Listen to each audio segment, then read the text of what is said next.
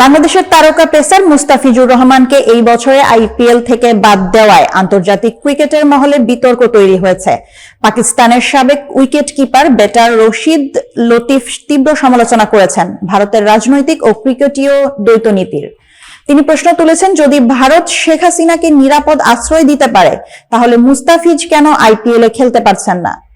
ভারতীয় cricket board কট্টরপন্থী চাপের কারণে কলকাতা নাইট রাইডার্সকে 9,20,00,000 রুপিতে নেওয়া এই বাংলাদেশি পেসারকে বাদ দিতে বাধ্য হয়েছে বলে অভিযোগ উঠেছে। বাংলাদেশের ক্রিকেট প্রেমীদের মধ্যে এই সিদ্ধান্ত ক্ষোভ ও সামাজিক মাধ্যমে তীব্র প্রতিক্রিয়া সৃষ্টি করেছে। রশিদ লতিফ সামাজিক মাধ্যমে জানিয়েছেন, বিসিসিআইয়ের নির্দেশে মুস্তাফিজকে 2026 সালের আইপিএল স্কোয়াড থেকে বাদ দেওয়া হয়েছে।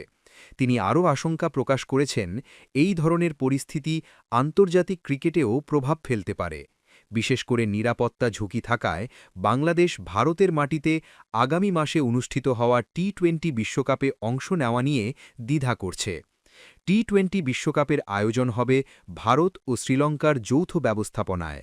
তবে নিরাপত্তা উদ্বেগের কারণে বাংলাদেশ এখনও দল পাঠানোর সিদ্ধান্ত চূড়ান্ত করেনি এবং বিষয়টি আন্তর্জাতিক ক্রিকেট কাউন্সিলকে জানিয়েছে।